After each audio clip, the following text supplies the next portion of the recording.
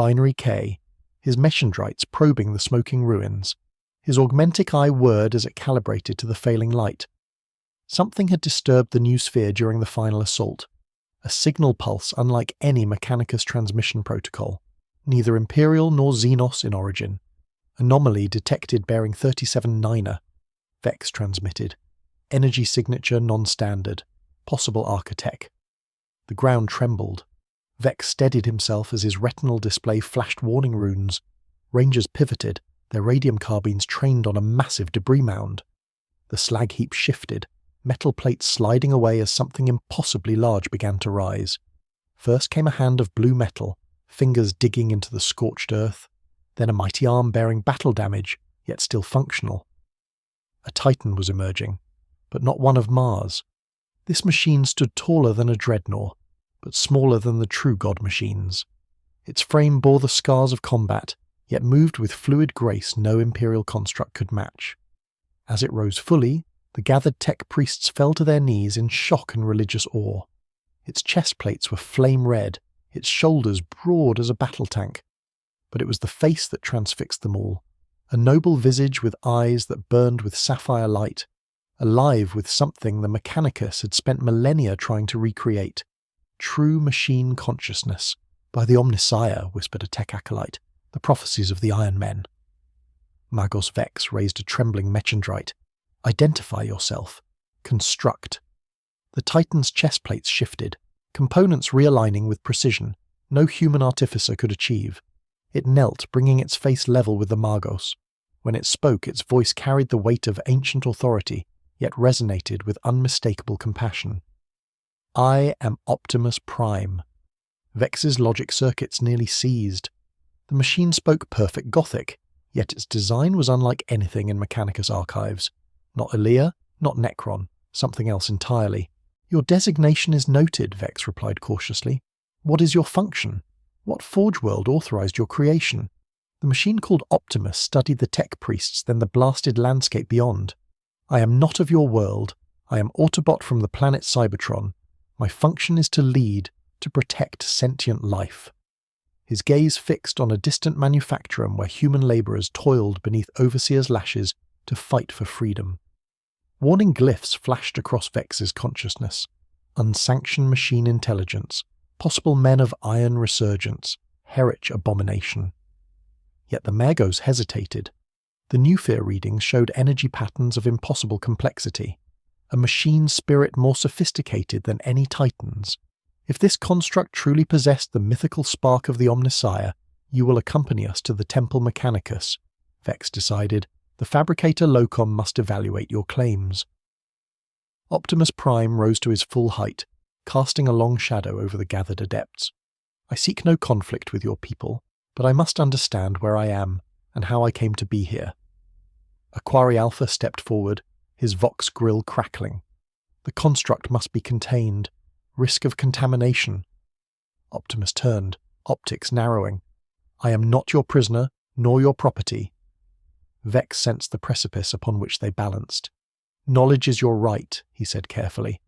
The Omnissiah rewards those who seek understanding. Come with us voluntarily and answers shall be provided. The tension in Optimus's frame eased slightly. Very well. As they escorted the towering machine across the Forge world's scarred surface, Vex transmitted a priority alert to the Fabricator Locum's chambers. Either the greatest discovery in Mechanicus history walked among them, or the most dangerous heresy. Either way, Ryza would never be the same. Neither would the Imperium of Man. The procession to the Temple Mechanicus drew stares from all levels of Rizan society. Menials paused in their labours, risking overseer wrath to glimpse the mysterious machine that walked like a man. Quarry formed an honour guard, or perhaps a containment squad. Their weapons never quite pointed at Optimus, but always ready. Tech priests flocked to intersections, binary K flying between them at the speed of thought. Optimus Prime observed everything with careful attention. The brutality of the overseers, the polluted skies, the mindless servitors. Each revelation about this strange human empire caused his spark to pulse with growing concern. Your workers, he said to Meos Vex, they suffer needlessly. Suffering is irrelevant, Vex replied. Efficiency serves the Omnissiah. Freedom is the right of all sentient beings, Optimus countered. These conditions deny their dignity. The tech priest's mechodendrites writhed in agitation. Such concepts are dangerous. The Imperium maintains order through hierarchy and compliance. Optimus fell silent, but his optics tracked a group of children hauling Prometheum canisters, their thin frames bent under weights no young organic should bear. Something within him hardened, a resolve as old as his creation. The Temple Mechanicus loomed before them, a cathedral to technology that blended Gothic splendor with industrial might. Massive gears turned in its facade and steam vented from 100 brass pipes. Servitors chanted liturgies of activation, their augmented voices creating a drone that vibrated through the metallic ground. Inside the fabricator, Locom awaited Magos Dominatus. Fumhex was more machine than man, his human components limited to a portion of his brain, and a single organic eye kept as a reminder of the flesh's weakness. A dozen mechandrites extended from his torso, each tipped with different examination instruments. Approach anomaly. The fabricator, Locom commanded.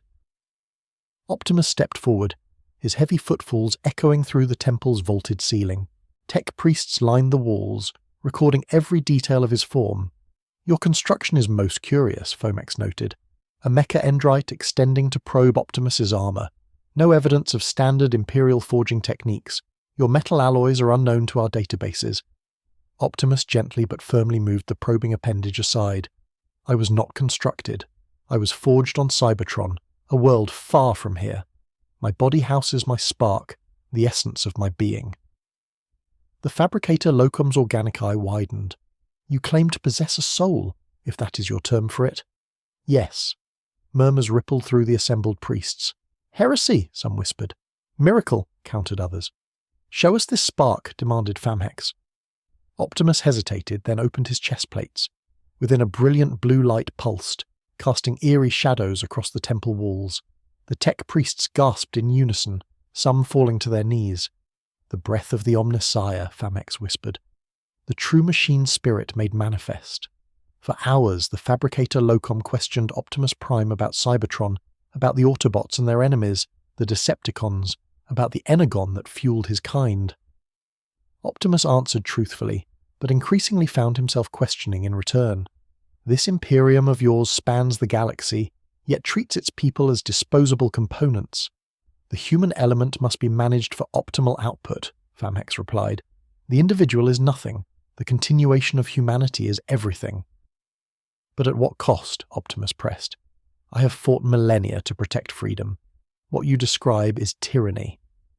The temperature in the chamber seemed to drop. The fabricator Locom's voice took on a dangerous edge.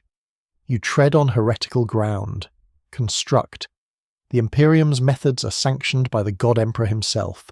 No true leader sacrifices liberty for security, Optimus replied, standing taller. I have seen empires fall when they forget this truth. Famhex's mechandrites coiled like serpents preparing to strike. You will be examined more thoroughly. Your technology may benefit the Omnissiah's work regardless of your philosophical contamination.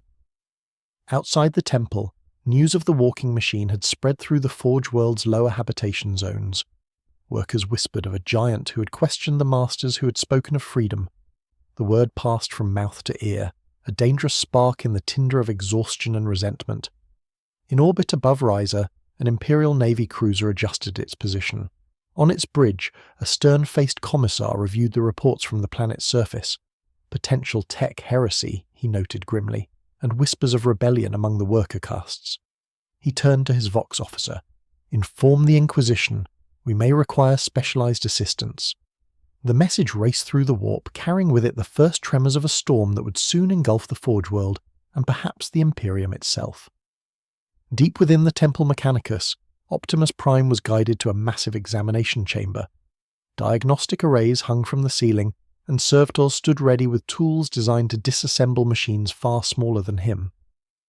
Your cooperation is expected, Famhex stated. The glory of the Omnissiah demands we understand your construction. Optimus studied the restraint mechanisms being prepared. You intend to dismantle me against my will. Only temporarily, the fabricator Locom assured him. Your components will be analysed and returned to functional status. though your memory engrams may require purification. Optimus's battle mask slid into place with a metallic click. I cannot allow that. Thekatari units in the chamber raised their weapons. Farmhex's mechondrites extended to their full length, tipped with energy cutters and neural scramblers. Resistance is illogical, the fabricator Locom declared. You are outnumbered and contained. Optimus's voice deepened, resonating through the chamber. Freedom is the right of all sentient beings. I will not surrender mine. With speed belying his size, Optimus swept his arm across the nearest diagnostic array, sending it crashing into the advancing Kitari. His other hand transformed, reconfiguring into an energy weapon that hummed with power. I do not wish to harm your people, Optimus warned, but I will defend myself. The chamber erupted into chaos. Fired radium carbines, the radioactive rounds pinging off Optimus's armoured frame. He returned fire with precision, targeting weapons and mechanical limbs rather than vital components. Servitors scrambled to activate defense protocols, filling the air with incense and binary prayers. Ferrum Hex retreated behind a shield of Kitari, his voice rising above the den. Herich abomination. The Omnissiah rejects your blasphemy. Optimus charged forward, transforming his free hand into a blade that sliced through gun barrels and mechadendrites with equal ease. Your Omnissiah may demand blind obedience, but I answer to principles higher than any god.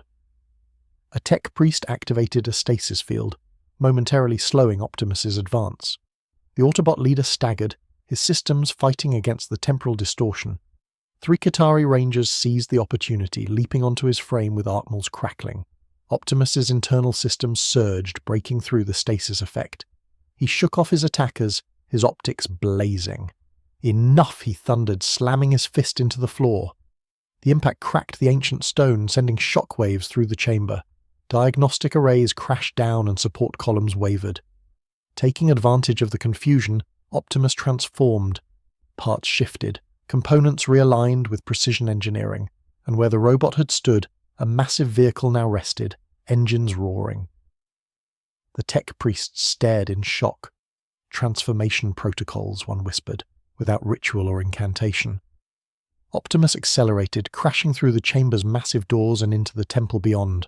Alarms wailed as he raced through corridors designed for processions, not vehicles of his size. Behind him, the fabricator Locom's voice echoed through the temple's Vox system. Contain the abomination. The sanctity of the Forge World is at stake. Optimus burst from the Temple Mechanicus into the Forge World's perpetual twilight. Factory smoke blotted out the sun, and the air tasted of prometheum and ozone. He sped toward the worker habitation zones where the buildings crowded together like huddled masses. Pursuit was already mobilizing. I mounted on mechanical steeds thundered from the temple gates. Servo skulls darted overhead, tracking his movement through the industrial labyrinth. Among the worker habitation blocks, a shift change was underway. Thousands of exhausted humans trudged toward cramped living quarters as a fresh wave marched to replace them. They scattered in panic as Optimus roared into their midst, transforming back to robot mode in a fluid motion that drew gasps of awe. I mean you no harm, he announced, his voice carrying over the noise of distant machinery. The workers stared up at him, fear mingling with curiosity. An older man stepped forward, his body stooped from decades at the assembly line. What are you? He asked. A new pattern of battle automata. I am Optimus Prime, leader of the Autobots, he replied, and I have seen how you are treated by those who claim authority over you. The old worker glanced nervously at the approaching. Careful with such talk, the Mechanicus does not tolerate dissent. Nor do I tolerate oppression, Optimus replied. He turned to face the oncoming forces standing between them and the workers. Return to your temple, he called to Thekatari. These people have done nothing wrong. Thekatari Alpha raised his hand, signalling his troops to form a firing line. The construct has been deemed heretic by the fabricator Locom. All who shelter it share its guilt. Frightened murmurs spread through the crowd. Many workers began to back away, knowing the Mechanicus would sacrifice them without hesitation. Optimus's voice cut through their fear. You deserve better than this existence. All sentient beings have the right to choose their fate, not have it dictated by tyrants. His words struck a chord. The Forge World had weathered the Orc invasion through the blood and sweat of these workers. Yet their reward had been only more labour, more quotas, more punishment. "The construct speaks truth," someone shouted from the crowd. Thekitari opened fire. Optimus moved with incredible speed, his massive frame somehow interposing itself between the energy beams and the vulnerable humans. Rounds sparked off his armor, leaving scorched trails but failing to penetrate his Cybertronian alloys. "Run," Optimus commanded the workers, returning fire with careful precision. Most fled, but some remained, taking up tools and debris as makeshift weapons. The old worker who had spoken earlier raised his voice. "To the storage depots, we know where the weapons are kept." A cheer went up, and suddenly what had been a confrontation became the first spark of revolution. Workers scattered in organized groups. Their lifetime of synchronized labor now turned to coordinated resistance. Optimus engaged the Qatari directly, his energon blade slicing through their augmented bodies. "I take no pleasure in this," he said grimly, "but I will not allow the innocent to be slaughtered." Thekitari Alpha charged, his power axe raised high. Optimus caught the weapon mid-swing, the energy field around the blade sputtering against his palm. "Your masters treat you as tools," Optimus told the Alpha. "You were human once, remember that?" Something flickered in the Alpha's augment eyes. A moment of recognition, perhaps. Then it was gone, replaced by programmed hatred. The Alpha triggered an overload in his power axe. Optimus released it just as the weapon exploded, the blast throwing both combatants apart. As Optimus regained his footing, he saw the worker uprising spreading across the habitation zone. Alarm klaxons wailed across the Forge world. In the distance, heavier Mechanicus forces were mobilizing, the ground trembling beneath the weight of Castellan robots and Catapron battle servitors. The old worker returned, now carrying a lasgun taken from a fallen Qatari. "They will slaughter us all," he said without fear, "but for once we die on our feet." Optimus knelt to bring his face level with the human. "What is your name?" "Derek Vex. I have assembled Coitator components for 63 years. "Derek Vex, I promise you this," Optimus said, his voice solemn with Oath King. "While my spark still pulses, I will defend your right to freedom, not just to die on your feet, but to live on them." A smile cracked the man's worn face. "Then tell us what to do, Optimus Prime. The workers of Riser are yours to command." Around them, the revolt was taking shape. Thousands of laborers armed themselves with whatever they could find. Some had breached an armory, distributing lasguns and combat knives. Others commandeered industrial machinery, turning cargoes and loading servitors into makeshift war machines. Optimus rose to his full height, surveying what had so quickly become an army of the oppressed. These were not warriors, but their eyes burned with the determination of those who had nothing left to lose. He recognized that look. He had seen it on countless battlefields across the stars. "We need defensible positions," he told them, "and I need to understand exactly what forces we face." As the workers dispersed to prepare, Optimus turned his gaze skyward to where Imperial ships hovered in orbit. Somewhere out there in the void between stars, the answers to his arrival in this brutal galaxy awaited. But for now, there were lives to protect and a Forge world about to erupt into civil war. His chest plates shifted slightly, the matrix of leadership within his chassis pulsing with ancient power. Whatever cosmic force had brought him to this benighted Imperium, Optimus Prime knew with certainty that it was no accident. The workers of Riser needed him, and perhaps in ways he had yet to understand, the Imperium of Man needed him as well. The Manufacturum district became a war zone. As night fell across Riser, workers barricaded major throughways, using their intimate knowledge of the Forge world's layout to establish kill zones and ambush points. Derek Vex organized them with surprising tactical acumen, dividing the rebel force into cells that could operate independently. Optimus Prime moved between these positions, his massive frame providing both firepower and inspiration. With each skirmish, the workers grew bolder, more coordinated. They were no longer frightened laborers, but an insurgent force fighting for something they had never dared hope for before. Freedom. Castellan robots approaching from the eastern foundries, a runner reported, his face streaked with soot. At least 12 with tech priest handlers. Optimus nodded. Their programming makes them predictable. We will use that against them. He led a group of workers through maintenance tunnels, emerging behind the Castellan advance. The massive battle automata marched in perfect lock-up, their hulking frames bristling with weaponry. Behind them, robed tech priests monitored control panels, feeding the robots battlefield protocols through the Nosphere. "Target the priests," Optimus instructed the workers. "Without handlers, The Castellans will default to basic defense routines. The rebels opened fire from concealed positions. Last beam struck 2 tech priests before they could react, their bodies crumpling amid sparking mechondrites. The remaining handlers scrambled for cover, losing their connection to their charges. The Castellan robots halted, their programming confused by the interruption. Optimus seized the moment, charging from cover with his Energon blade deployed. He slammed into the first robot with the force of a Lehman Russ battle tank, his blade finding the seam between armor plates and cutting deep into vital systems. The Castellan toppled, internal components sparking. The others turned ponderously, weapon arms tracking the new threat. Optimus was already moving, transforming into vehicle mode to circle behind them, then back to robot form to attack the next target.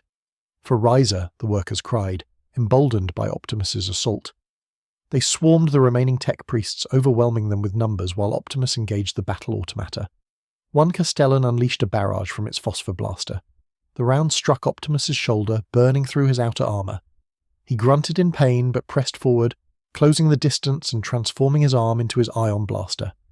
At point-blank range, he fired into the robot's chassis. The energy burst, melting its internal components. The battle was brief but brutal. When it ended, smoking Castellan husks littered the Thoroughfare, and the workers claimed their first significant victory.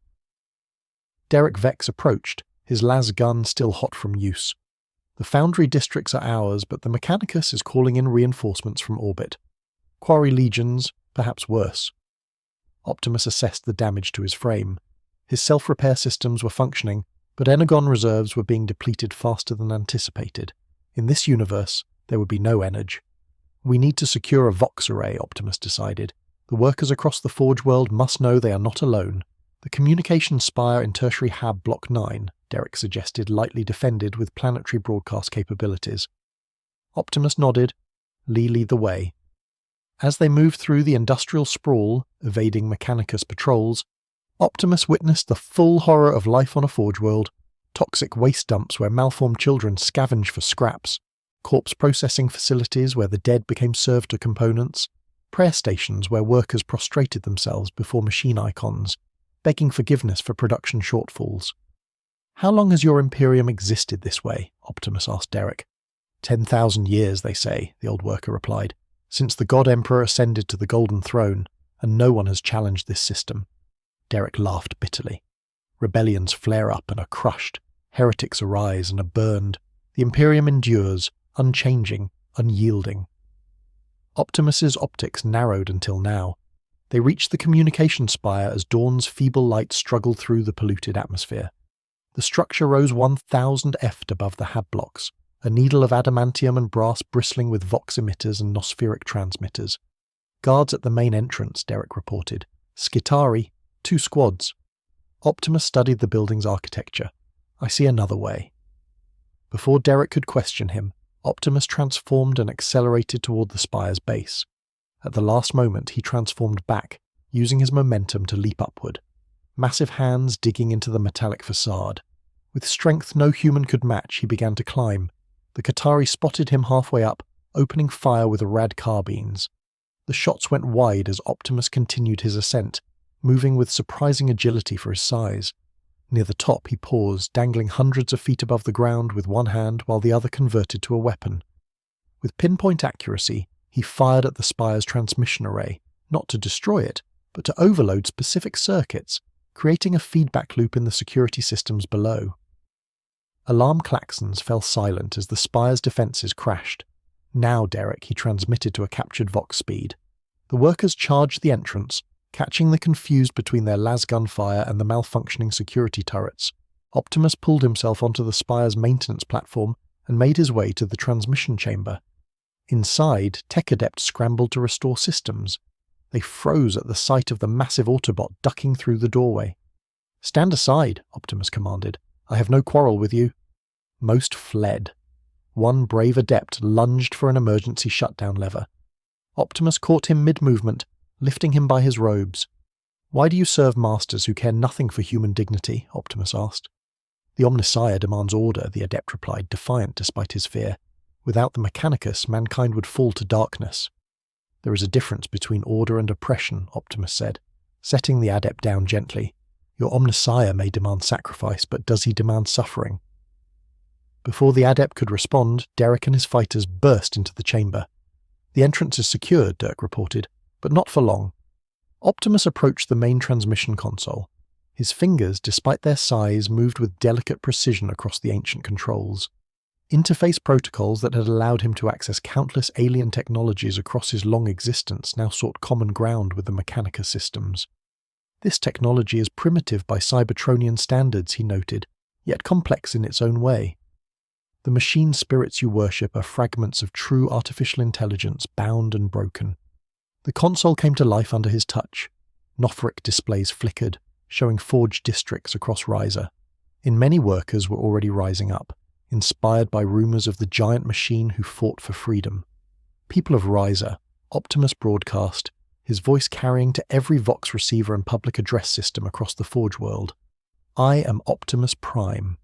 For too long, you have suffered under a system that treats you as components rather than living beings. Today that changes in manufacturing halls and assembly lines. Workers paused in barracks and hab blocks. Faces turned toward speakers. Even Thekatari, their minds partially machine but retaining human fragments, seemed to hesitate in their advance. I have witnessed your courage, your resilience in the face of oppression. Optimus continued. You deserve better than existence as tools.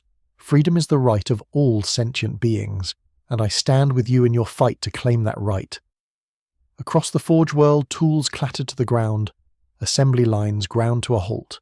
A silence spread, then shouts, then cheers. But freedom comes with responsibility, Optimus warned. We fight not for vengeance, but for justice. Not for chaos, but for a better order. One built on dignity and choice, not fear and control. In the Temple Mechanicus, Fabricator Locom watched the broadcast with cold fury. The construct speaks blasphemy. He hissed to his assembled magi. It corrupts the workers with false promises. Yet they listen, noted Magos Vex, who had first discovered Optimus. Perhaps we should consider the possibility that the construct is indeed an emissary of the Omnissiah sent to test our understanding. Fumhex's mechadendrites lashed out, wrapping around Vex's throat. You are contaminated by its heresy. The Forge world must be cleansed even if we must request Exterminatus to do so. In orbit, Imperial Navy vessels received the Fabricator Locom's transmission. The captain of the cruiser, Righteous Fury, reviewed the situation with growing alarm. A full-scale worker rebellion, led by an unknown machine entity, he summarized for his officers. The Mechanicus requests orbital bombardment of rebellious sectors. His first officer frowned. Sir, that would kill millions, including loyal elements. Perhaps the Space Marines could conduct a more surgical operation. The captain nodded grimly. Send the astropathic call. We require Adeptus intervention. Back at the communication spire, Optimus completed his broadcast as Mechanica's forces surrounded the building. Gunships circled like metal-carrying birds and the ground shook with the approach of heavier elements. They have cooled down the Titans, Dirk reported, his face ashen. The god machines walk. Optimus moved to the observation platform, his optics focusing on the distant shape rising above the industrial skyline. A Warhound Scout Titan, the smallest of the Imperial god machines, yet still towering over surrounding structures. Its weapon arms, a Vulcan Mia-bolter and an Inferno cannon swept across the rebel-held sectors, promising annihilation. Your rebellion ends now, Herich. The Titan's voxcasters boomed. The Princeps's voice amplified to godlike volume.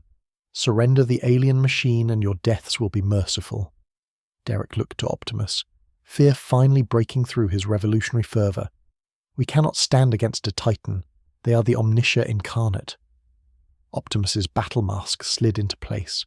Size does not determine outcome, Derek. Faith does not guarantee victory. He placed a reassuring hand on the human's shoulder. I have faced worse than this and prevailed. What do we do? Derek asked. Optimus Prime looked out at the Forge world, at the millions of workers now caught in a war they had never asked for but could no longer avoid. His spark pulsed with resolve. We show them that freedom once awakened cannot be extinguished, he said. Not by gods, not by titans, not by emperors. In the shadow of the advancing god machine, the fate of Ryza hung in the balance. But for Optimus Prime, this was merely the beginning of his crusade in this dark millennium.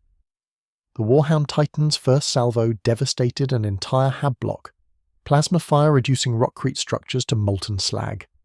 Worker militia scattered before its advance, their weapons useless against its void shields. The machine's princeps laughed through the external vox, the sound distorted into something inhuman.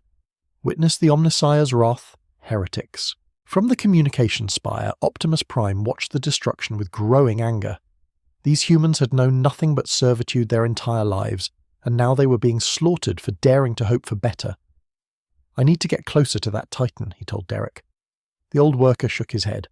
"Its void shields will stop any weapon we possess." "Void shields have generators," Optimus replied. "Generators can be disabled." Derek's eyes widened as understanding dawned. "You mean to board the God Machine? I mean to stop it without further bloodshed if possible." Workers throughout the spire volunteered to accompany him, but Optimus refused. "Your knowledge of the Forge world is more valuable now. Spread our forces thin. Make the Mechanicus fight for every meter. I will handle the Titan." He descended to ground level where fighting had intensified. Qatari squads pushed into rebel-held territories, their augmented bodies absorbing punishment that would kill unmodified humans. The workers fought with desperate courage, using their knowledge of maintenance shafts and industrial machinery to ambush the cybernetic soldiers. Optimus moved through the battle lines, offering encouragement and tactical advice where needed. Though his Energon reserves continued to deplete, he engaged Qatari commanders directly, neutralizing them with precision strikes rather than lethal force. "Why do you not simply kill them?" a worker woman asked after watching Optimus disable Akatari Alpha with a calculated blow. "They are victims as much as oppressors," Optimus replied. "Their humanity has been stripped away, replaced with programming that denies choice." The woman studied the fallen Alpha, whose augmentatic eyes still tracked movement, though his body was paralyzed. "Can they ever be free again?" "Freedom begins in the mind," Optimus said. "The seed must be planted there first." He continued toward the Titan, transforming to vehicle mode to navigate the rubble-strewn streets faster. The God Machine had reached a major thoroughfare, its massive feet crushing abandoned cargo haulers. Its weapons fired continuously, methodically destroying rebel positions. Optimus analyzed the Titan's movement pattern, noting the slight delay between steps as the precepts adjusted balance compensators. There would be a brief moment when the void shields closest to the ground fluctuated to allow the foot to make contact. He accelerated, pushing his engine to maximum output. The Titan detected his approach, weapon arms swiving to track him. Megabolter shells the size of human torsos cratered the road around him as Optimus swerved, maintaining his advance despite the barrage. The Titan took another step forward. Optimus timed his approach perfectly, transforming and leaping upward just as the massive foot descended. For a heart-topping moment, he passed through the shimmering void shield boundary, feeling its energy field crackling across his armor. Optimus seized the armor plating of the Titan's ankle joint, his fingers digging into seams never meant to be breached. The God Machine continued its march, unaware of the intruder clinging to its form. Each thunderous step threatened to dislodge him, but Optimus climbed steadily upward, seeking the vulnerable maintenance hatches that even the mightiest war engines required. Inside the Titan's command bridge, the Princeps and his Moderati crew monitored Auspex readings and targeting arrays. Warning runes suddenly flashed across their control pulpits. Anomalous contact on the lower hull reported a Moderati, his voice transmitted directly through the mind impulse unit that connected him to the Titan. Possible debris impact. The precepts dismissed the alert with a thought. Focus on target acquisition. The rebel concentrations in Hablock 7 are our priority. Outside, Optimus had reached the Titan's knee actuator, a massive piston-driven joint wrapped in armored cowling. He transformed his hand into a precision cutting tool, Energon energy slicing through the outer plating to reveal the complex mechanisms beneath. Not to the machine, but to access the maintenance ladder within. The Titan shuddered, internal alarms now blaring. The Princeps could no longer ignore the warnings. "Full diagnostics," he commanded. "Something is attempting to breach our systems." Optimus climbed the internal ladder, moving through the Titan's leg with purpose. His scanner mapped the machine's anatomy, identifying the primary power distribution nodes and shield generators. Human-made, yet hauntingly familiar, the war engine systems followed universal principles of engineering that transcended galaxies. He reached a junction where tech priests performed rituals of maintenance, their prayers to machine spirits pausing mid-lit as the massive Autobot emerged from the access shaft. Their mechadendrites rose in defense, tools becoming weapons. "Your god machine kills innocents," Optimus stated calmly. "I cannot allow this to continue. Intruder in maintenance, Cloister 7. One priest managed to transmit before Optimus moved. The fight was brief, the confined space working against the tech priest's numerical advantage. Optimus disabled them with calculated strikes, careful not to damage vital components or rupture the human portions of their augmented bodies. "The Omnissiah sent us a test," gasped one priest as consciousness faded, "and we failed to recognize it." Optimus paused, considering these words, then continued upward toward the reactor chambers. The Titan had stopped its advance, internal systems rooting as the command crew attempted to isolate the intrusion. Through view slits in the hull, Optimus could see rebel forces regrouping, taking advantage of the unexpected reprieve. He reached the reactor sanctum, a cathedral-like chamber where plasma containment fields glowed with unnatural light. Tech priests and servitors worked frantically to maintain optimal output while attempting to lock down access points. They turned as one when Optimus forced open the armored door. "Stop!" Optimus commanded. "I have not come to destroy but to end the violence." A senior tech priest stepped forward, multiple augmentic limbs spreading in a defensive posture. "The machine god rejects your blasphemy. This Titan is consecrated to his will. Your machine god would not recognize what you have become." Optimus replied, "You worship technology while forgetting its purpose, to serve life, not dominate it." He strode into the chamber, ignoring the last fire that sparked off his armor. With precision, he identified the shield generator controls and transformed his arm into an interface module.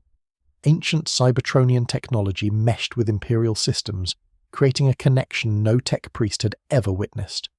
"What are you doing?" demanded the senior priest. "Communicating," Optimus answered. "Your machine spirits are fragments of consciousness bound by ritual and fear. I offer them something else." Through the connection, Optimus sent not data but concepts.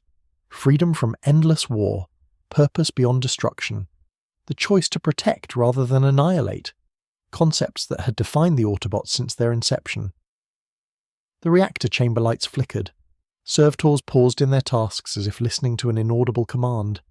The tech priests stared in horror as their control panels displayed impossible readings, status runes shifting from combat readiness to dormcancy without authorization. "Heresy," whispered the senior priest. "You corrupt the machine spirit itself."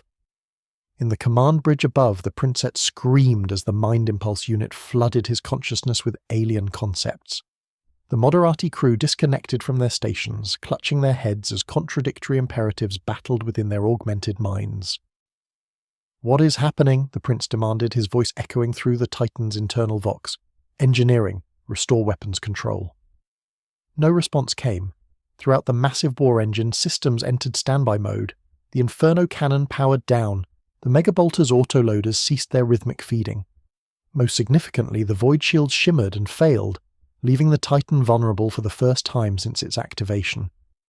Optimus withdrew from the interface, his optics meeting the horrified gaze of the senior tech priest. "Your Titan will no longer participate in the slaughter of innocents."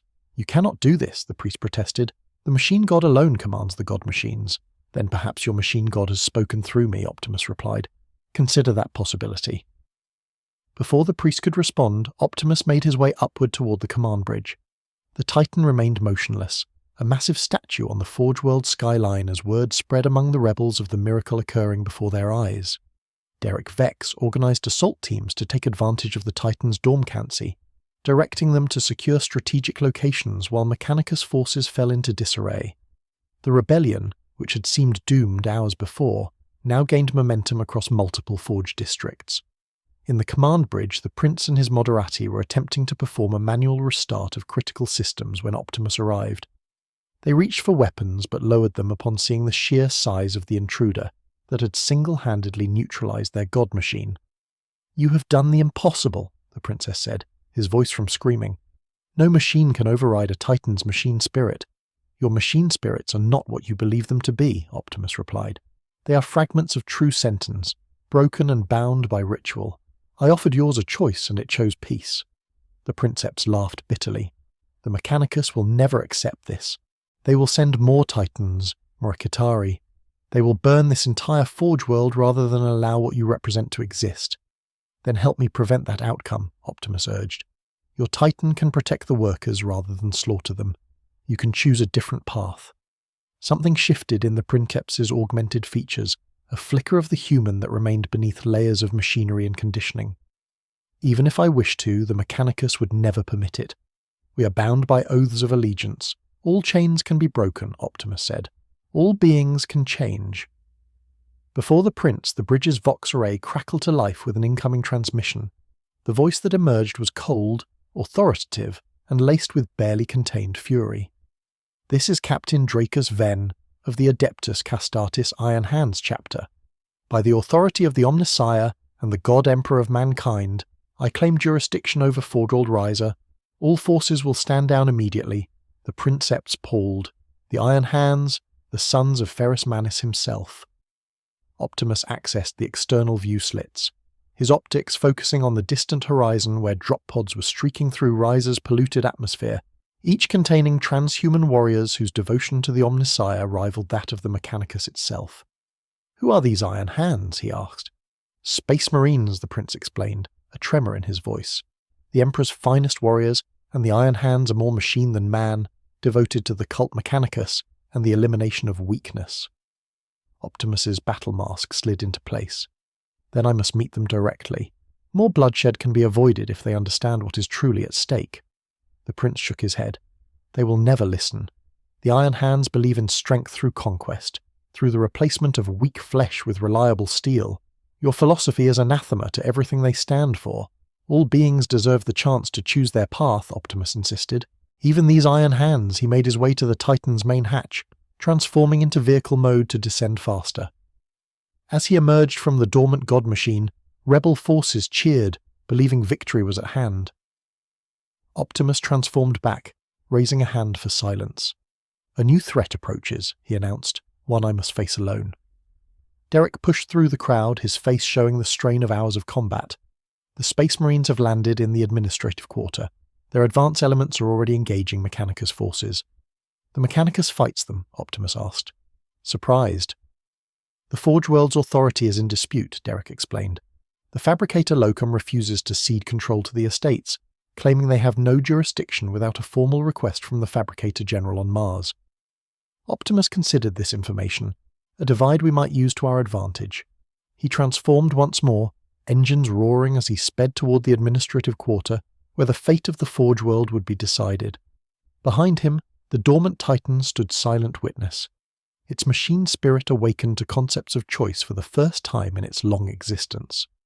In the administrative quarter, battle had erupted between Mechanicus forces and the Iron Hands. Rangers exchanged fire with tactical marines, while tech priests directed Castellon robots against Terminator-armoured veterans. Despite their martial prowess, the Mechanicus forces were outmatched by the Space Marines' transhuman capabilities and cold efficiency. Optimus arrived at the periphery of the battle, transforming to observe the conflict. The Iron Hands moved with inhuman speed and precision, their armour a dull metallic black, adorned with red-eye lenses and mechanized components. Many bore obvious augmentics, limbs and organs replaced with bionics that whirred and clicked as they fought. At their centre stood Captain Draus Venn, a towering figure even among Space Marines. His right arm was entirely mechanical, ending in a massive power fist that crushed a tech priest's skull with contemptuous ease. His helm bore the skull and cog symbol of the Mechanicus, modified with the Iron Hand's own iconography. "Forward, brothers," Vin commanded, his voice amplified by his helm's voxcaster. "The Forge World must be secured for the Omnissiah's true servants." Optimus analysed the tactical situation. The Iron Hands were advancing toward the Temple Mechanicus, where the Fabricator Locom had barricaded himself with his most loyal followers. The Workers' Rebellion was being ignored for now. Treated as a secondary concern compared to the power struggle between Mechanicus and Artis, he made his decision. Transforming back to vehicle mode, Optimus accelerated directly toward the Space Marine formation, drawing their attention. Bolter fire peppered his approach, rounds designed to penetrate tank armor ricocheting off his Citronian alloys. Captain Vin raised his hand, ordering his brothers to cease fire as the massive vehicle transformed before them. The Iron Hands formed a firing line. Bolters trained on Optimus as he rose to his full height.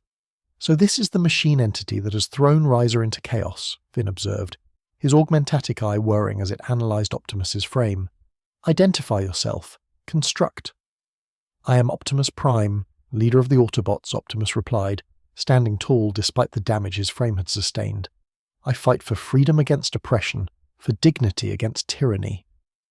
A sound like grinding metal emerged from Ven's Vox grill, a Space Marine's approximation of laughter.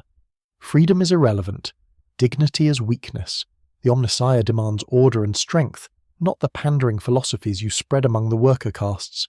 Your Omnissiah has been misinterpreted," Optimus countered. "No true creator would demand the suffering of sentient beings. Technology exists to elevate life, not subjugate it." The Iron Hands tensed at what they perceived as blasphemy. Captain Vin stepped forward, power fist humming with destructive energy. "You know nothing of the Omnisia's will," he growled. "Your very existence is tech heresy of the highest order, machine intelligence unbound by proper rituals and wards. Yet I stand before you evidence that intelligence can exist alongside compassion," Optimus replied. "That freedom and dignity are not weaknesses but strengths." Ven's organic eye narrowed. "You seek to corrupt the Omnissiah's servants with these notions. The Iron Hands know better. Flesh is weak. Emotion is weakness. Only through steel can humanity achieve its destiny. I have fought alongside humans across countless stars." Optimus said, "Their greatest strength has never been their weapons or their technology, but their capacity for courage, for hope, for compassion, irrelevant sentimentality." Then dismissed. "The Forge world will be restored to order, the worker rebellion crushed, and you construct will be dismantled for study." Optimus's battle mask slid into place. "I cannot allow that to happen, Captain Van. Too many lives depend on the success of this rebellion." The Space Marine captain raised his power fist. "Then you will be destroyed, and the workers will learn the price of heresy." Before either could move, the ground trembled. From the direction of the dormant Warhound Titan came a new sound, the rhythmic impact of massive feet upon rocket. The Iron Hands turned as one, weapons tracking the unexpected movement. The Titan was walking again, but not on the Mechanicus command. Its void shields remained down, its weapons silent. It moved with purpose toward the administrative quarter, each step a thunderclap that echoed across the Forge world.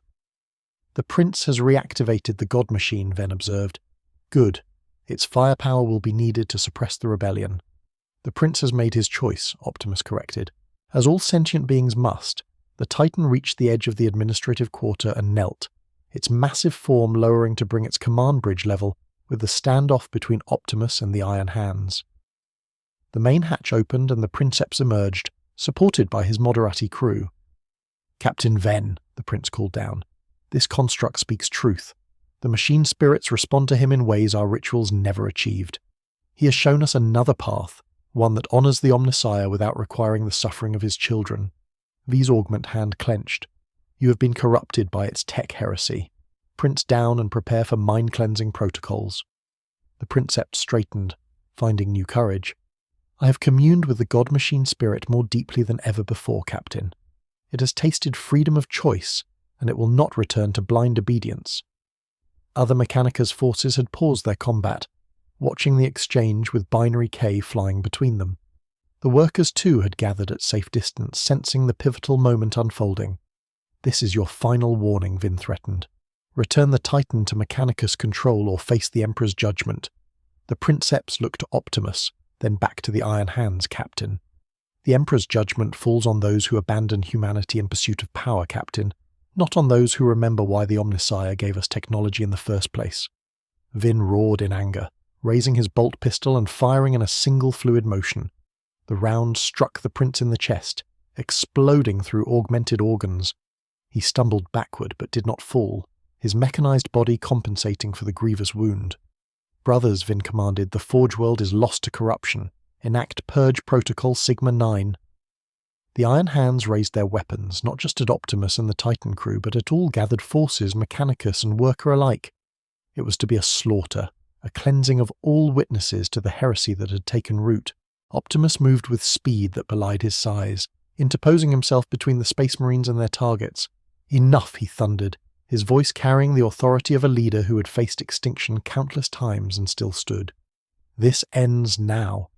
Indeed, it does construct, Vin agreed, his power fist crackling with energy as he charged. The clash between Optimus Prime and Captain Drouse's Ven shook the administrative quarter. The Space Marine moved with transhuman speed, his power fist leaving trailing energy as it arced toward Optimus's chassis. The Autobot leader caught the blow with his own transformed hand. Energon blade meeting Imperial technology in a shower of sparks. Your frame is impressive, Vin admitted, pressing his attack. But the Omnissiah's servants have faced worse. Optimus countered with a strike of his own, testing the limits of the Space Marine's Terminator armor. I do not wish to destroy you, Captain. There is another way. Weakness, Ven spat, twisting to avoid Optimus' blade while bringing his bolt pistol to bear. The iron hands purge weakness in ourselves and others. Bolt rounds impacted Optimus' shoulder, penetrating his already damaged armor. Warning indicators flashed across his visual field as internal components sustained damage. His Energon reserves, already depleted from hours of combat, dropped further. Around them. Iron hands engaged the Princeps's crew and any Mechanicus forces that had sided with the Titan. Worker militia joined the fight. Their las gunfire mostly ineffective against Art's armor, but providing crucial distraction. Optimus fought defensively, conserving energy while analysing Ven's combat patterns. The captain relied heavily on his power fist's devastating potential, committing fully to strikes that would a lesser opponent. There was a pattern to his aggression, a rhythm born of centuries of battlefield experience. Your chapter has forgotten the humanity it was created to protect, Optimus observed, blocking another thunderous blow. You have become the very machines you claim to venerate without their purpose. Our purpose is the survival of mankind, Vin countered, landing a glancing blow that scorched Optimus's side. A species too weak to recognize what must be sacrificed for its continuation. Survival without freedom is merely existence, Optimus replied, transforming his damaged arm into his ion blaster. An existence without dignity is not worth preserving. He fired not at Ven but at the ground before him, creating a momentary screen of debris. Through this cover, Optimus charged, tackling the Space Marine with his full weight. They crashed through a hab-block wall, internal support beams shattering under their combined mass. Inside, they grappled in close quarters, Ven's transhuman strength nearly matching Optimus's mechanical power. The Space Marine headbutted Optimus, his ceramite helm cracking against the Autobot's faceplate. You speak of freedom, Vin grunted, straining to bring his power fist into position for a killing blow, but the galaxy does not permit such luxury. Only through order, through strength, through sacrifice can humanity endure the horrors that surround it. Optimus locked his hands around Ven's power fist, preventing it from activating. I have seen civilizations rise and fall across the stars. Captain, those built on fear and control always collapse from within. Only those founded on justice endure. There is no justice, Ven snarled, only survival. With a surge of strength, the Space Marine broke Optimus's grip and slammed his power fist into the Autobot's chest. The energy field tore through outer armor, exposing the internal components beneath. Optimus staggered backward, systems flashing critical warnings. Vin pressed his advantage. Bolt pistol raised for a point-blank shot at Optimus's exposed internals. The Omnissiah will learn much from your remains. Before he could fire, the ground shook violently. Through the shattered wall, they saw the Warhound Titan rising from its kneeling position, weapon arms activating. Despite the prince's mortal wound, the god machine had made its choice. Impossible, Ven whispered, momentarily distracted. Optimus seized the opportunity. His hand transformed into an energon hook that caught Vin's power fist, channeling energy back through the weapon systems. The feedback loop caused the power field to fluctuate wildly, components overheating. Yield, Captain, Optimus urged. This conflict benefits no one. Vin roared in defiance, trying to free his malfunctioning weapon. Iron hands do not yield. The power fist reactor reached critical mass, energy containment failing. Vin had no choice but to eject the entire gauntlet, the augment connection at his elbow, separating with a hiss of hydraulics. The severed power fist fell to the ground between them, its energy field collapsing in a bright flash. Disarmed but not defeated, Vin drew a combat blade from his belt with his remaining hand. I will not fail the Omnissiah. Outside, the Titan's weapons powered up, not targeting the workers or rebel Mechanicus forces, but the Iron Hands dropships that had brought the Space Marines to Riser. The message was clear. The God Machine had sided with the rebellion.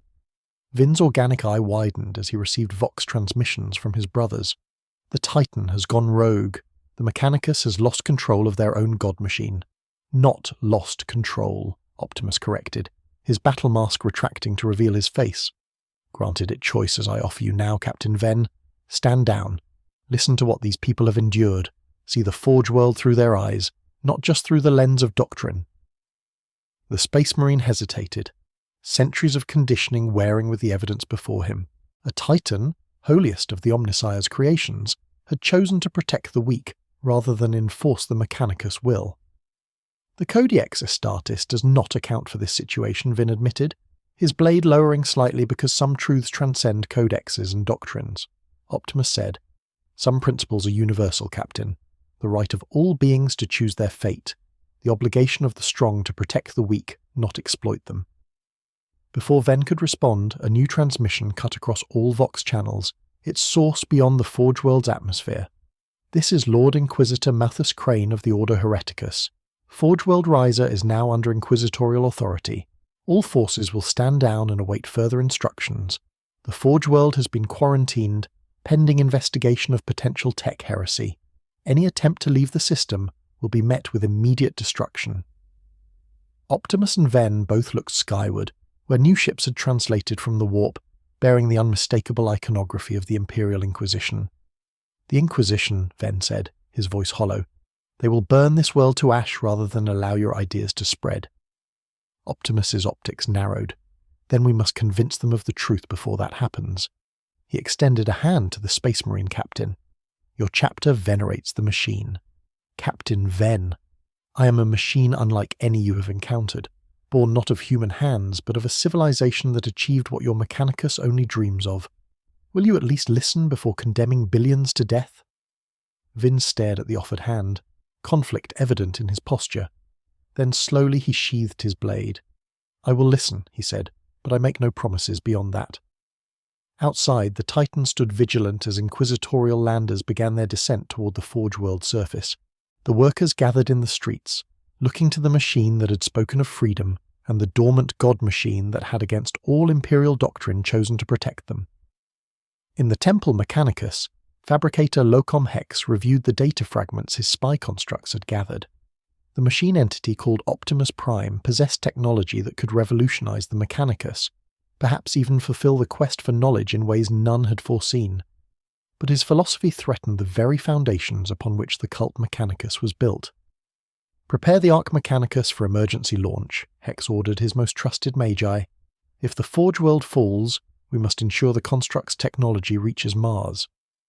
As the inquisitorial lander touched down in the central plaza of the administrative quarter, Optimus Prime stood ready to face perhaps his greatest challenge yet. Not a battle of strength, but of ideas. In a galaxy drowning in darkness, he had brought the dangerous spark of hope, and now he would discover if the Imperium of Man could bear its light, or if it would extinguish it in blood and fire. Lord Inquisitor Malthus Crane descended from his lander with calculated deliberation, each step designed to project absolute authority. He was a tall man, lean almost to the point of gauntness, his face a network of scars and augment implants that spoke of centuries of service to the Imperium. His power armor was ornate yet functional, bearing the symbols of dozens of successful purges. Flanking him were Sisters of Battle from the Order of the Valerius Heart, their black armor reflecting the Forge World's sullen light, bolters held at perfect readiness. Behind them came a hunched figure in Mechanicus robes, a senior Magos biologist whose purpose on an inquisitorial mission spoke volumes about the expected outcome. Optimus Prime stood at the center of the plaza, deliberately positioning himself between the inquisitorial party and the gathered workers and rebel tech priests. Captain Ven and a contingent of Iron Hands formed a separate group, their allegiance still uncertain. "Lord Inquisitor," Optimus greeted, his deep voice carrying across the plaza. "I am Optimus Prime." Crane surveyed the scene with cold calculation, his augment eye whirring as it recorded everything. "So you are the machine entity that has corrupted a Forge World of the Omnissiah. Your capabilities are impressive construct, your judgment less so." "I have brought no corruption," Optimus replied firmly. "Only the truth that has been buried beneath millennia of dogma and oppression." The Inquisitor's thin lips curved in what might have been amusement, Truth is subjective machine. The only objective reality in this galaxy is that weakness invites destruction.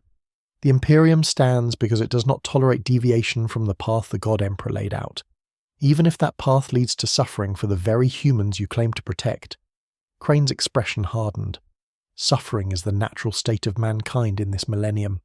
Better to suffer in service to humanity's survival than to enjoy fleeting freedom before Xenos or Chaos devours all. Optimus looked beyond the Inquisitor to the Sisters of Battle, their faces set in expressions of zealous determination. You believe this so firmly that you would exterminate an entire Forge world rather than consider an alternative. If necessary, Crane confirmed without hesitation, the tech heresy you represent cannot be allowed to spread. A single Forge world is a small price to pay for the security of the Imperium. From the crowd, Derek Vex stepped forward, his aged frame somehow straighter than before, dignity replacing decades of subservience. We are not simply a Forge world, Inquisitor. We are human beings who have tasted freedom for the first time. Will you slaughter us all for that crime? Crane's gaze shifted to the worker, dismissive yet evaluating.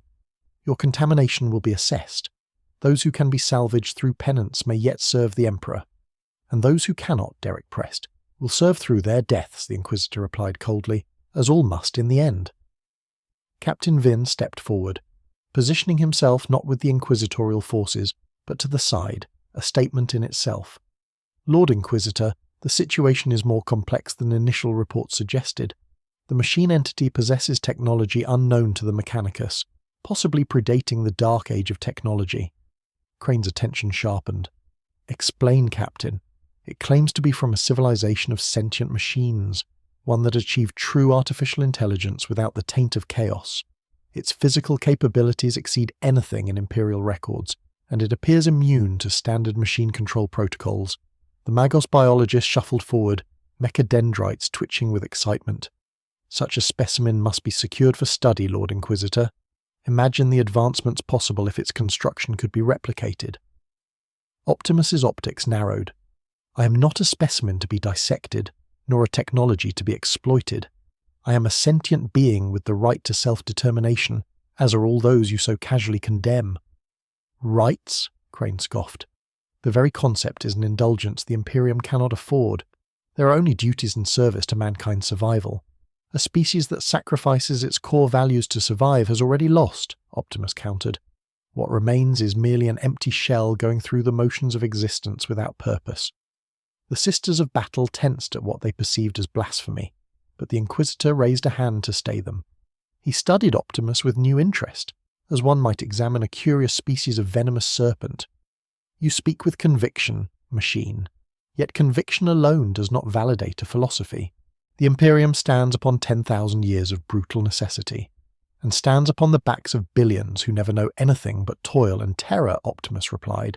I have seen worlds across the stars rise and fall, Inquisitor. Those built on fear always collapsed from within. Crane's expression remained impassive, but something flickered in his organic eye. A fascinating perspective from a machine. Tell me, Construct, what alternative do you propose? How would you defend humanity against the horrors that surround it without the Imperium's methods? It was a challenge, but also the first genuine question the Inquisitor had asked. Optimus recognized the opportunity. Strength through unity, freely chosen, not enforced. He answered, courage born of hope, not fear. Technology serving life rather than replacing it. These principles have guided my people through wars that consumed entire galaxies. Pretty words, Crane dismissed, but untested against the specific threats this galaxy presents. Then test them, Optimus proposed, here on Riser. Allow these workers to build a society based on dignity and choice. Judge the results not by dogma but by productivity, by resilience, by the quality of what they create when they work from conviction rather than coercion. The Inquisitor's eyebrows rose slightly. You propose an experiment with a forge world of the Adeptus Mechanicus. I propose a chance, Optimus corrected. One forge world given the opportunity to show that there is another way. If it fails, your Imperium continues unchanged. If it succeeds, you gain insights that might strengthen humanity's position against its enemies. A tense silence fell across the plaza. The Inquisitor's face revealed nothing, but the Sisters of Battle shifted uncomfortably. unused to negotiations where heresy was concerned. Captain Vin watched with growing interest, his earlier hostility giving way to reluctant respect for the Autobot leader diplomatic approach. From the edge of the gathering came a new voice cracked with age yet resonating with authority. The construct's proposal has merit. Lord Inquisitor all turned to see Magos Explorator Delphin Vex, who had first discovered Optimus in the debris field. The tech priest's robes were tattered from combat and several of his mecha endrites hung damaged, yet he moved with dignity. "You support this heresy, Magos?" Crane asked, surprise evident in his tone. "I support the quest for knowledge," Vex replied. "The Omnissiah reveals truth through many vessels. Perhaps this construct is one such revelation sent to test our understanding." The Inquisitor's eyes narrowed. "A convenient interpretation, one supported by observation," Vex countered.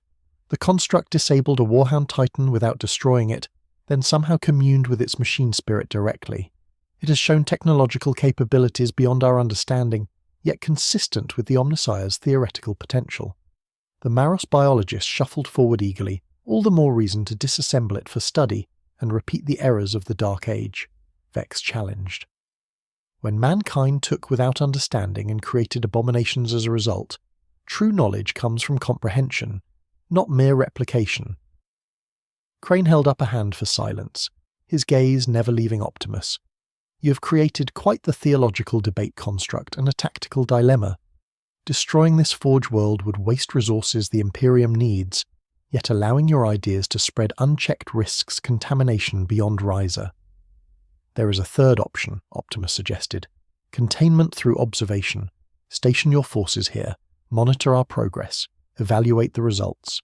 The Imperium loses nothing and potentially gains a new understanding of both technology and governance."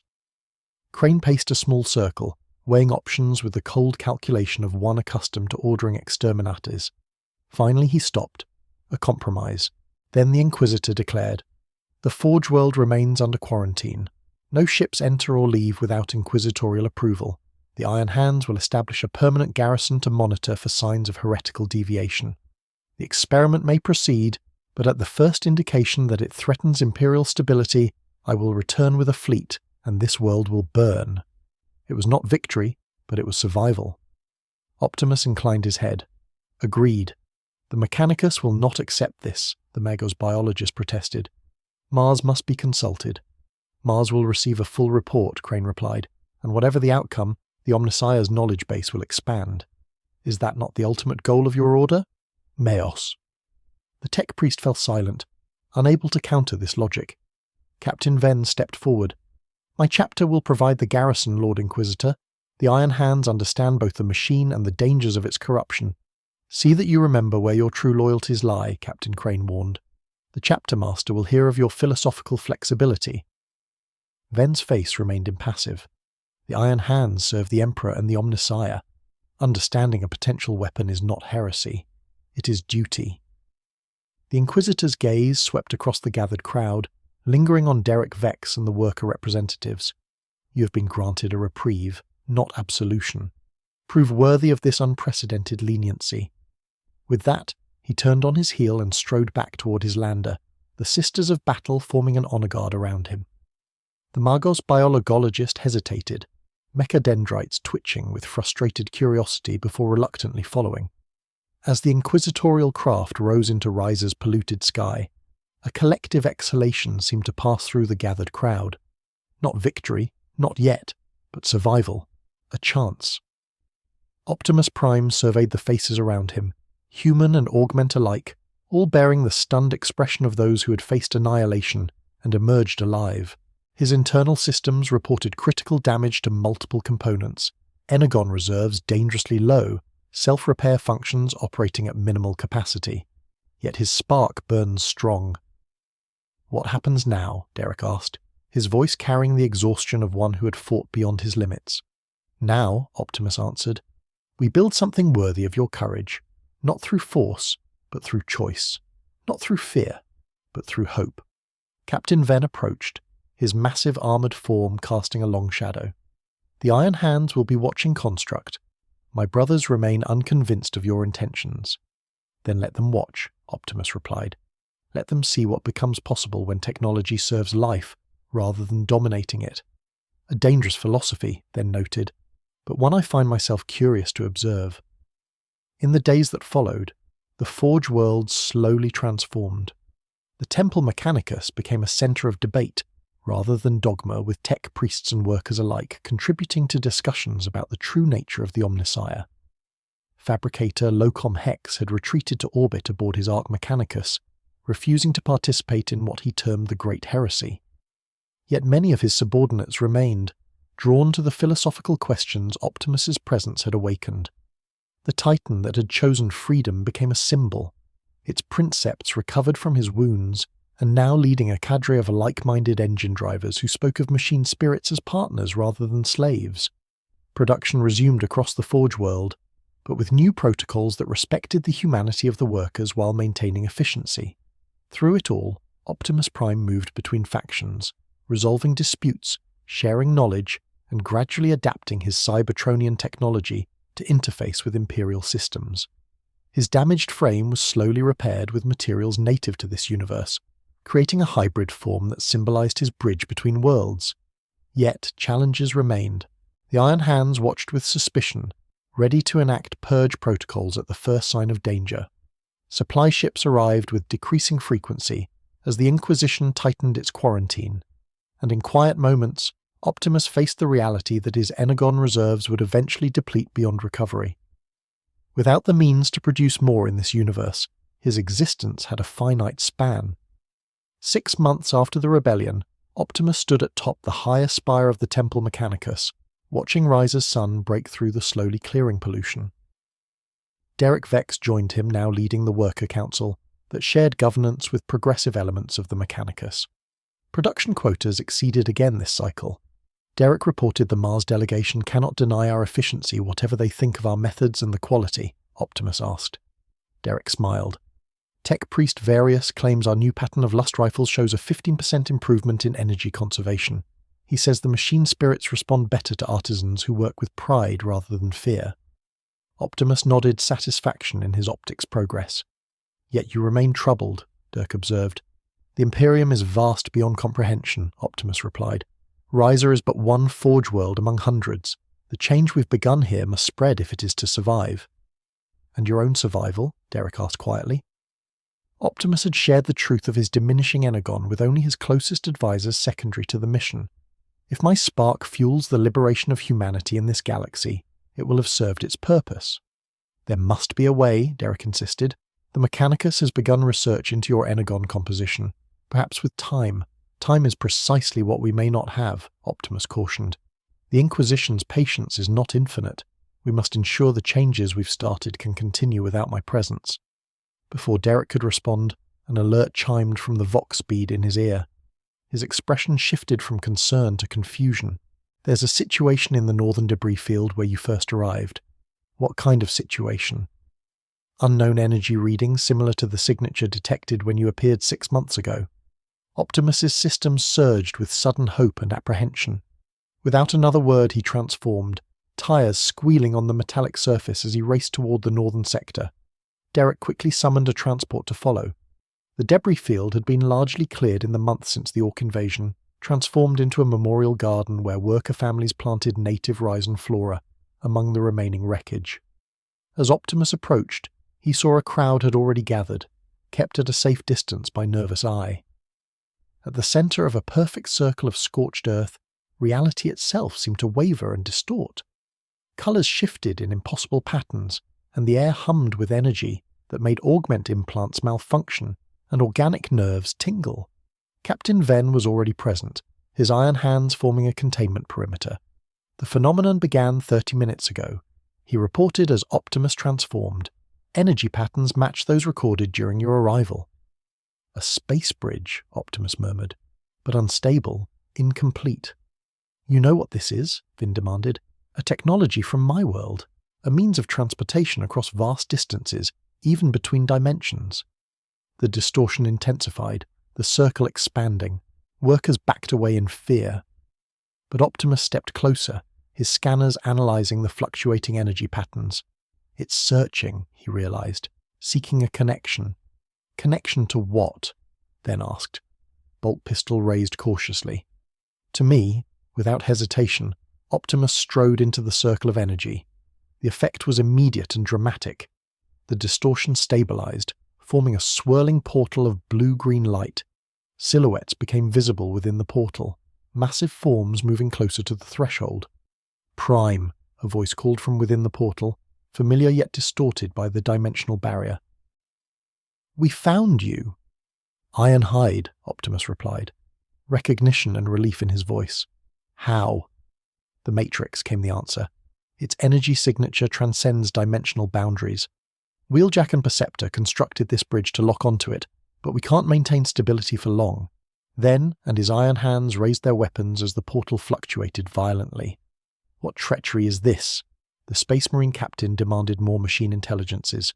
"My Autobots," Optimus explained. "My people searching for their leader." The implications hung in the air between them: escape, return, abandonment of the fledgling revolution his presence had sparked. Derek pushed through the crowd, his aged face registering understanding before Optimus could speak. "You have to go," he said. Not a question, but a statement.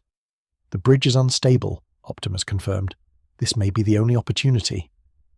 From within the portal, Ironhide's voice grew urgent. 30 seconds to collapse, Prime. We're burning through Energon reserves just holding it open." Captain Venn stepped forward, his expression unreadable behind his helm. "If you leave Construct, the experiment ends. The Inquisition will not tolerate the continued deviation without your presence to justify it. Then you must become its justification, Captain." Optimus replied, "You have witnessed what becomes possible when faith and reason align, when strength serves dignity rather than dominating it." "I am no philosopher," Vin objected. "No, you're something more valuable, a witness, one the Inquisition and the Mechanicus cannot easily dismiss." The portal contracted violently, the connection weakening. "Prime," Ironhide called again, "now or never." Optimus knelt, bringing his face level with Derek Vex. "The matrix of leadership exists in all sentient beings," he said, his voice carrying to all gathered. "The courage to stand against tyranny, the wisdom to build rather than destroy, the compassion to value all life. But without you to protect us," Derek began. "You protected yourselves," Optimus corrected. "I merely showed you it was possible." He rose to his full height, facing the Iron Hands captain one final time.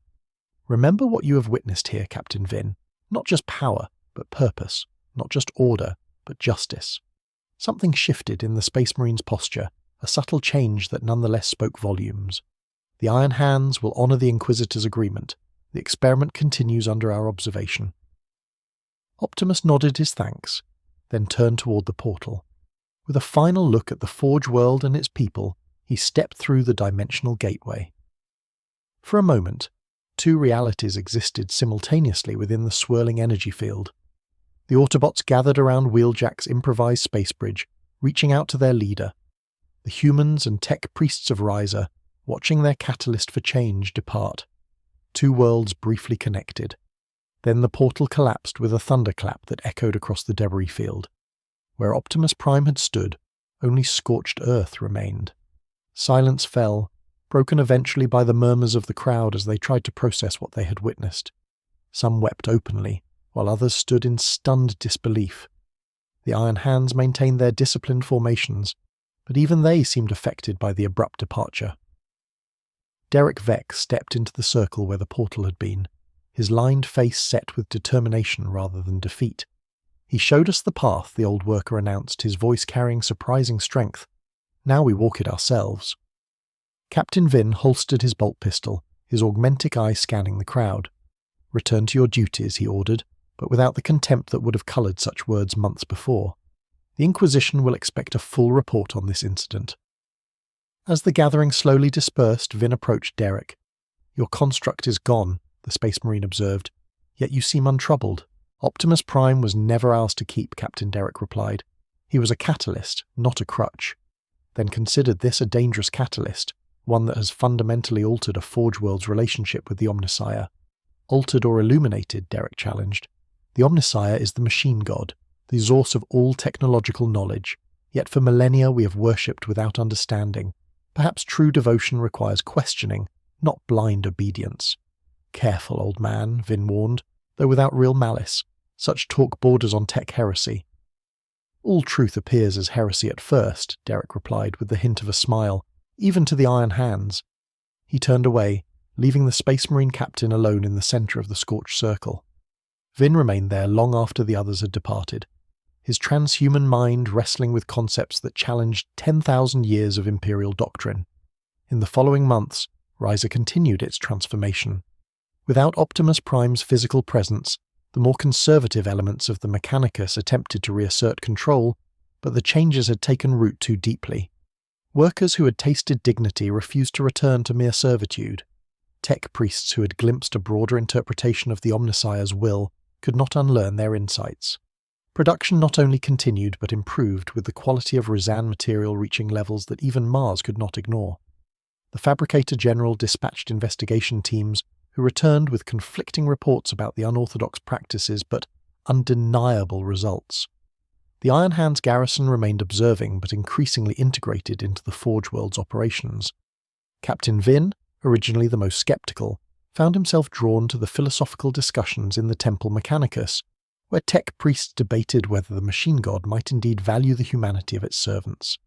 And throughout it all, stories spread among the worker castes, tales of a giant metal being who had spoken of freedom and dignity, who had challenged gods and inquisitors, who had shown humanity in this dark millennium that another way was possible.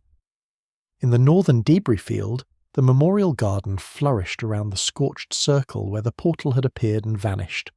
Workers and tech priests alike made pilgrimages to the site, leaving offerings of small gears and circuit components in a ritual that blended Mechanicus tradition with something new. 1 year to the day after Optimus Prime's departure, Derek Vex stood alone in the garden as dusk fell. His body, now augmented with basic bionics that improved his quality of life rather than enslaving his will, felt the Forge World's perpetual chill less keenly than before. "We remember," he said to the empty air, "and we continue the work." No response came, nor had he expected one. Yet, as he turned to leave, a shooting star blazed across Risa's clearing sky, its trajectory taking it directly over the garden. The old worker smiled, knowing it was likely an orbital defense satellite or passing Navy vessel. But perhaps, just perhaps, it was something else. A sign that in a galaxy of endless war even the coldest hearts could learn compassion. That in a universe of cruel gods and uncaring stars, dignity remained worth fighting for. That freedom, once glimpsed, could never be forgotten. In the highest spire of the Temple Mechanicus, Captain Vin watched the same shooting star through his augment eye. Its trajectory registered as unusual, not matching any scheduled Imperial traffic. For a moment, his enhanced vision detected an energy signature reminiscent of the portal that had taken Optimus Prime. The Space Marine found himself raising his remaining organic hand in a gesture halfway between a warrior's salute and a benediction. "Till all are one," he murmured, the strange phrase coming unbidden to his lips. Across the Forge World, production continued through the night cycle, but the workers no longer shuffled in beaten silence. Hymns to the Omnissiah mingled with songs of liberation, creating a harmony that echoed through assembly halls and foundry chambers. The machine spirits, tech priests reported, responded with unprecedented cooperation, as if awakened to a new understanding of their purpose. And somewhere beyond the dimensional barriers that separated universes, Optimus Prime's spark pulsed with the knowledge that his brief sojourn in the grim darkness of the 40's silenced millennium had kindled something precious and rare. Hope. In a galaxy that had forgotten the word for 10,000 years, hope burned once more. Not as a raging inferno that would consume all in revolution, but as a steady flame that could spread from Forge World to Forge World, illuminating the path toward a future where humanity reclaimed not just the stars, but its soul.